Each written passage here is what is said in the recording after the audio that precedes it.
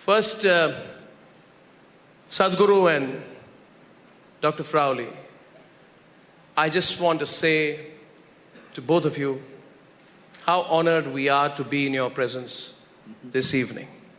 We are deeply honored, and I think everyone in this august audience and the millions of people who will be following this on Republic TV, on the digital medium and all our streams have really been looking forward to this. So first of all, thank you for coming here, Sadhguru. Thank you.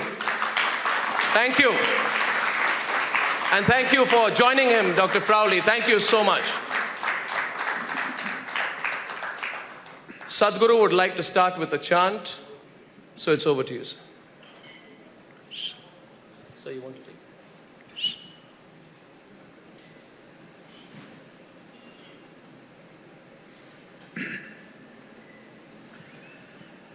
Jananam sukadham maranam karunam milanam maduram smaranam karunam Alavashadiha sakalam karunam samayadipate akilam karunam. Namaskaram to everyone. Sadhguru, thank you so much. And now we'll begin our conversation with your permission. Sadhguru, today I promise to Will I also more. get to speak? Yes. I haven't taken a vow of silence. Short of that, whatever you want, Sadhguru. The theme of this panel is often not addressed at events like this. The words Indian tradition, Indian culture, and Indian values have now become viral sensations globally.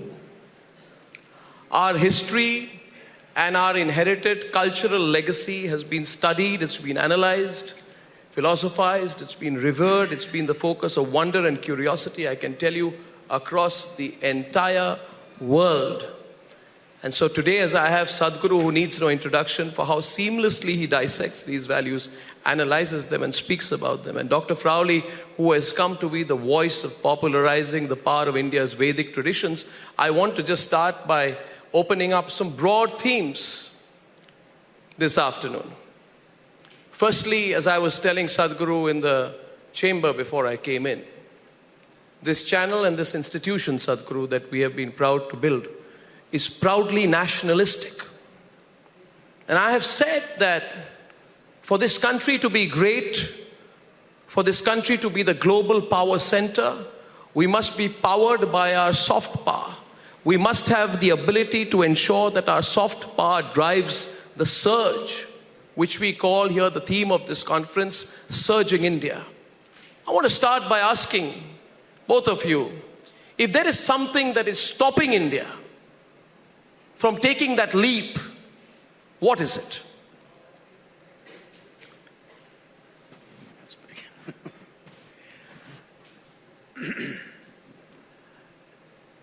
It's just that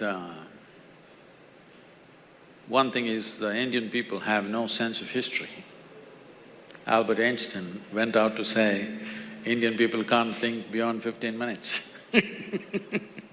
Well, that's an extreme statement. I don't agree with that.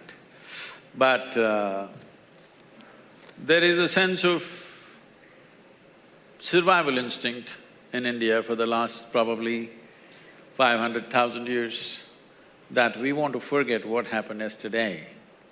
We think that's our way to survive. Yes, it is in a way.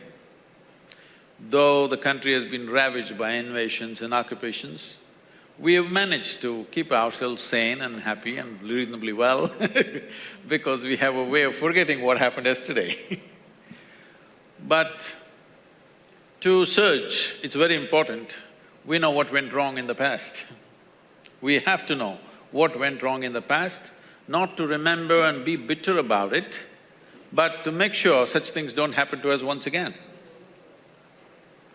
If I have to take a recent history, well, one of the most serious aberrations that's happened to the nation is partition.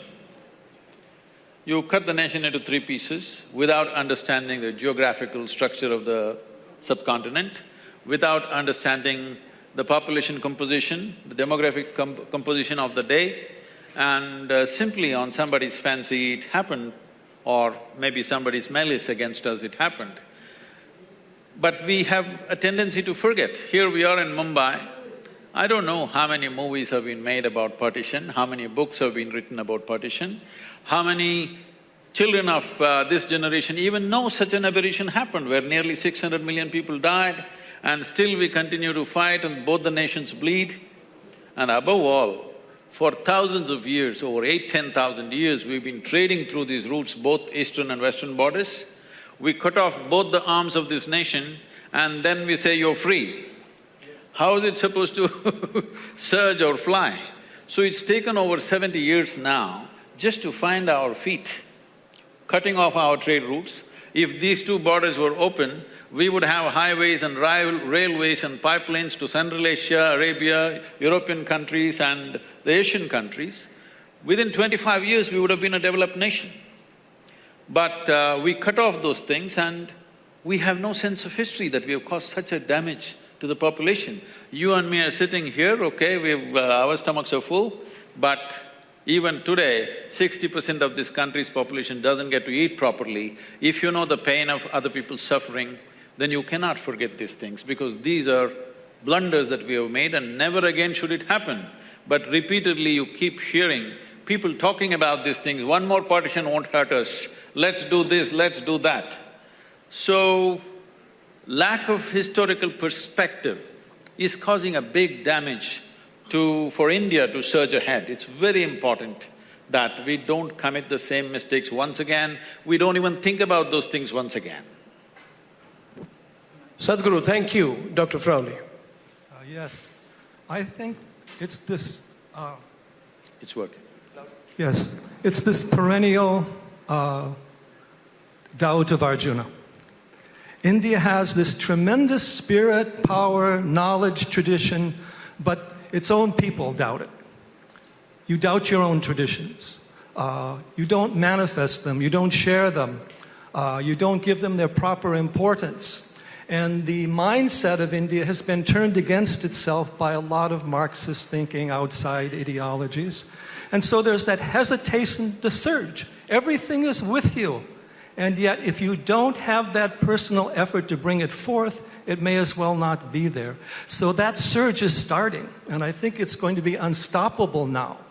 But the confidence, the willpower, the motivation must be there, not just the resources. And that is what needs to come up more and more and more. I think that's a beautiful introduction that you put on both sides. And there is a commonality between what both of you have said. Sadhguru speaks about the fact that we haven't learned the lessons of history and therefore we don't have empathy with what we've been through, which links beautifully, Dr. Frawley, with what you say about the lack of confidence in our intrinsic values and who we are.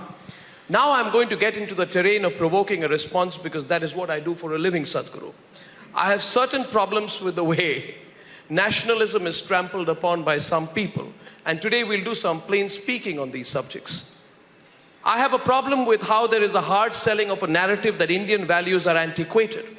And I want to get into and address those issues because they must be addressed, in my view, for a surging India. So Sadhguru, as we talk about surging India and our values, tradition, our cultural legacy, is there a recent trend to present Indian values as dated, antiquated and regressive by certain interest groups? Democracy is for interest groups. There will be interest groups. But then Dr. Frawley wrote in September 2017, he said, why secularism in India has lost its meaning. And he wrote, and I want you to comment on it, that India's secularism has become synonymous with the idea that everything Hindu is bad and everything else is secular and good. Do you think there's been a one-sided telling of Indian tradition and values? Why has that happened? And Sadhguru, the world has taken note of our tradition and practice of yoga. But as the world geared up to mark the first International Day of Yoga in 2015, there were articles in certain sections of the media which says, minorities feel marginalized as India prepares for Yoga Day. What do you have to say about these kind of narratives? Should we ignore them or should we react?